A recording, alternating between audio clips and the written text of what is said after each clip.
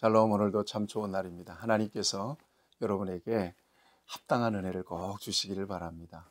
오늘도 변함없는 하나님 말씀을 통해서 지혜도 얻으시고 또 힘도 얻으시기를 바랍니다. 오늘 함께 할 말씀은 출애굽기 4장 18절에서 23절 말씀입니다. 하나님은 임의로 모든 역사를 주관하십니다. 당신의 완전한 뜻에 의해서, 계획에 의해서, 의지에 의해서 이 주도권을 그 누구에게도 넘겨주지 않으십니다. 이 세상 끝날 때까지 하나님은 이 모든 역사들을 친히 간섭하시고 주관해 가실 것입니다. 그래서 하나님을 생사화복의 주가 되신다, 흥망성쇠의 주가 되신다라고 고백합니다. 여러분 그렇게 고백하시길 바랍니다. 저와 여러분들이 하나님 안에 있다면 지금 오늘 그 삶의 자리는 의미를 지닙니다. 하나님은 뜻없이 목적 없이 저와 여러분들을 이끄시는 분이 아니시기 때문에 그렇습니다.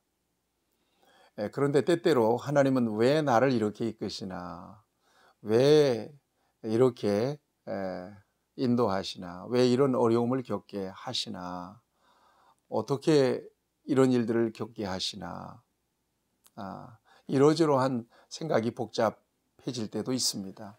그렇지만 하나님의 결정과 하나님의 의지는 가장 완전하십니다. 두고 보시고 좀 지켜보시고 좀 인내하면서 기다려 보시기 바랍니다.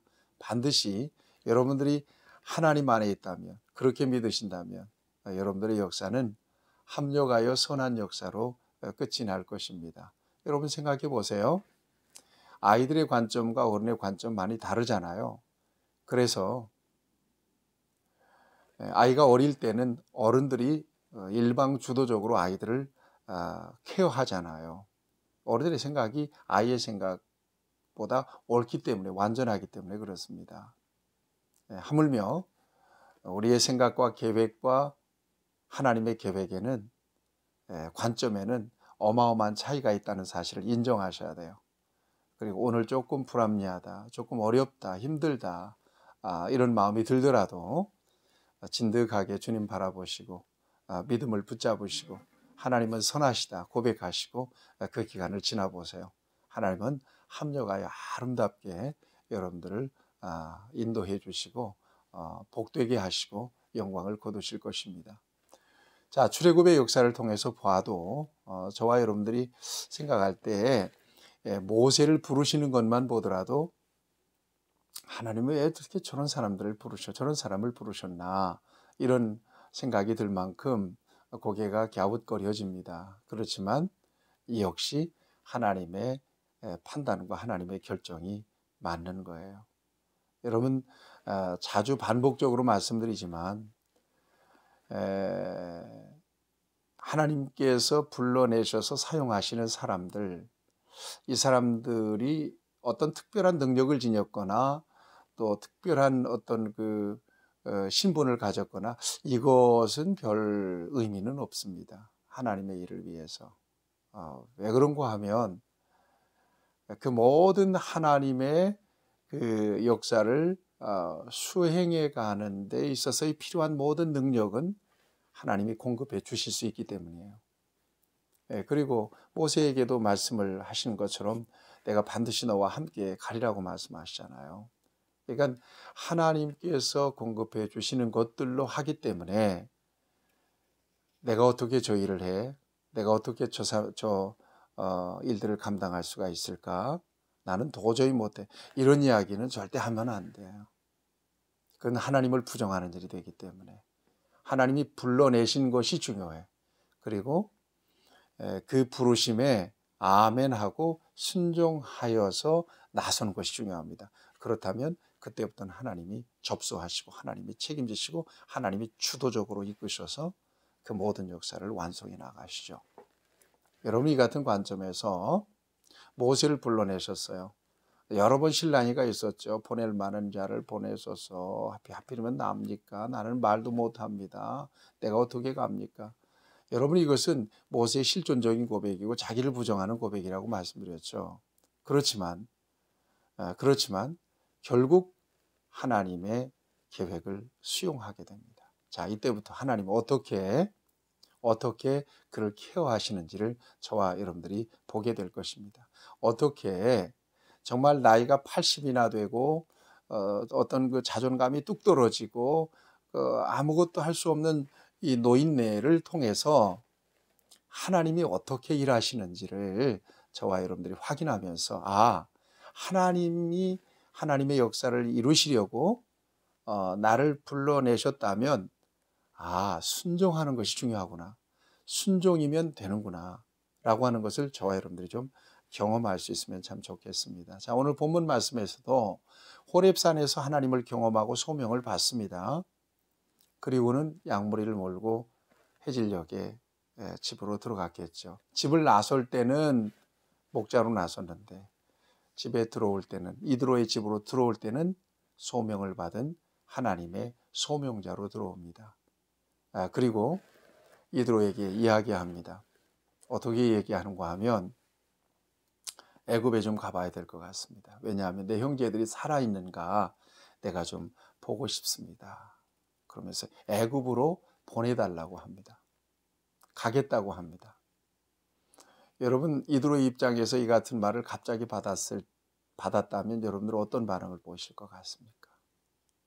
저 같으면 그럴 것 같아요. 이를테면 우리 교회에 부교육자로 일하는 어떤 그 사역자가 있었는데 갑작스럽게 오늘 갑자기 다른 곳으로 이렇게 간다면 정말 황당할 것 같습니다.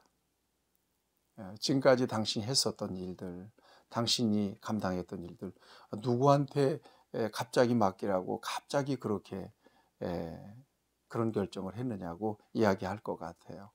여러분, 이드로의 입장도 마찬가지 아니겠어요?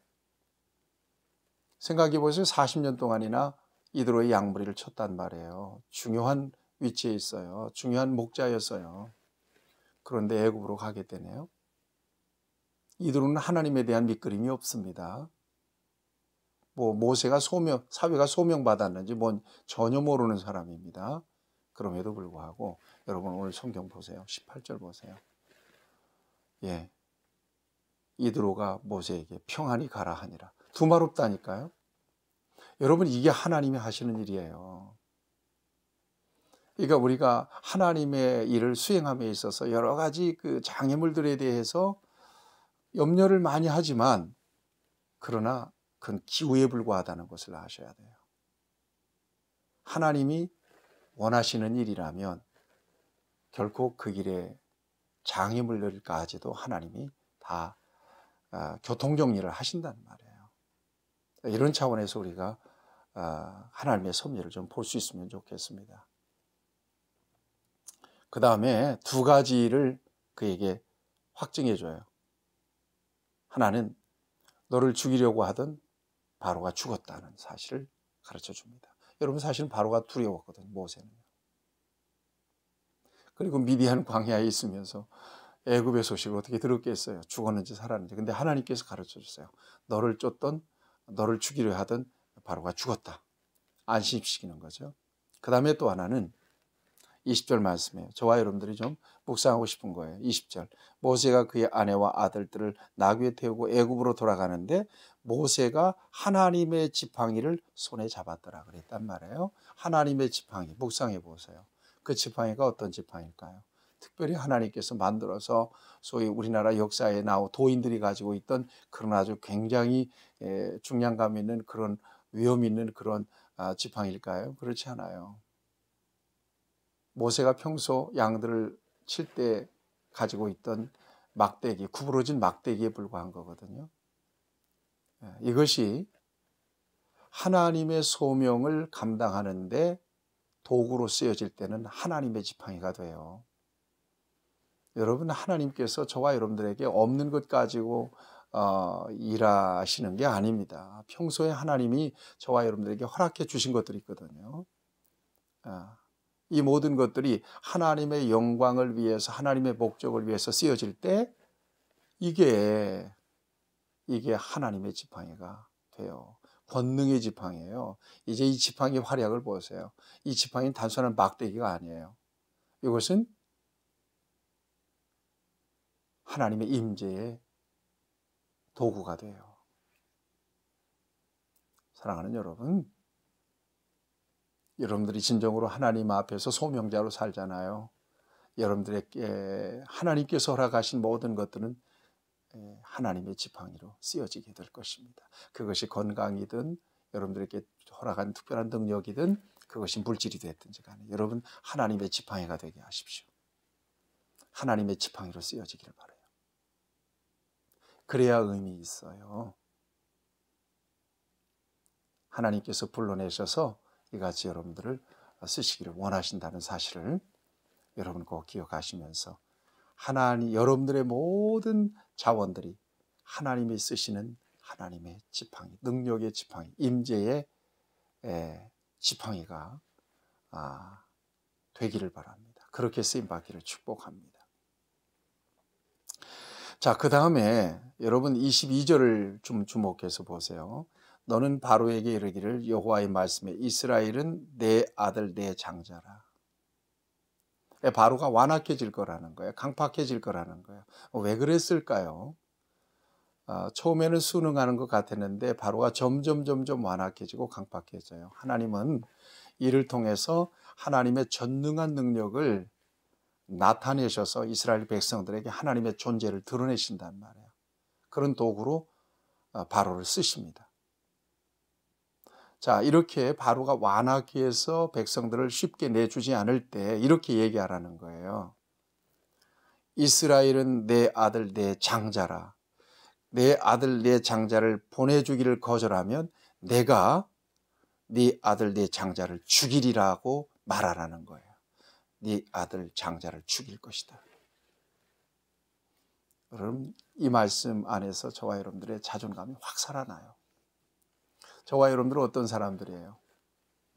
여러분 새 이스라엘, 여러분들의 마음속 고백하세요. 나는 새 이스라엘이다. 여러분 택하신 하나님의 선민들로 여러분들을 부르셨어요. 예수님 안에서. 여러분 안에 성령님이 계시죠. 그리고 여러분들이 하나님을 어떻게 불러요? 아빠, 아버지라고 부르잖아요. 고백해 보세요. 하나님 아버지. 하나님 아버지세요. 성경은 분명하게 우리에게 로마서에서 증거하고 있습니다. 로마서 8장 15절. 너희는 다시 무서워하는 종의 영을 받지 아니하고 양자의 영을 받았으므로 우리가 아빠, 아버지라고 부르짖느니라. 갈라디아서 4장 6절에도 너희가 아들이므로 하나님이 그 아들의 영을 우리의 마음 가운데 보내사 아빠, 아버지라 부르게 하셨느니라. 아빠, 아버지.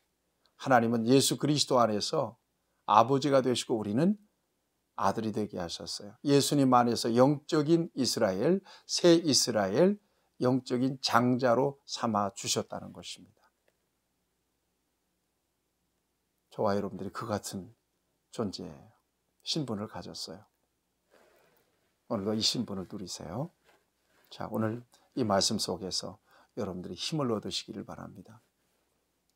하나님의 지팡이를 여러분들에게 주셨습니다. 여러분들의 모든 자원들, 여러분들에게 가지고 있는 모든 이 유형무형의 가치들, 이것들이 다 하나님의 영광을 위한 하나님의 능력의 도구인 지팡이가 되길 바랍니다. 믿음의 지팡이, 이걸 꼭 붙잡고 사십시오. 누구도 여러분들을 건들지 못할 것입니다. 그리고 여러분들을 예수님 안에서 영적인 장자로 삼아 주신 하나님을 높이십시오.